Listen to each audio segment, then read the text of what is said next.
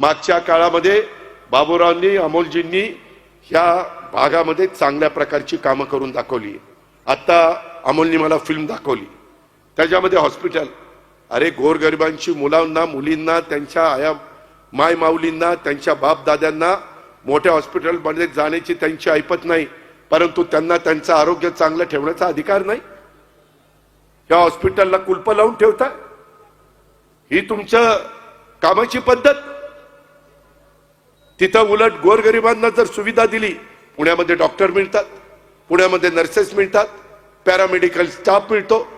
आज पुणेकरांनो, बाणेरकरांनो, ह्या सगळ्या प्रभागातल्या माझ्या सहकाऱ्यांनो, तुम्हाला माहिती आहे आपल्या पुणे शहराची स्वच्छता करण्याच्या करता 12,350 लोक काम करतात।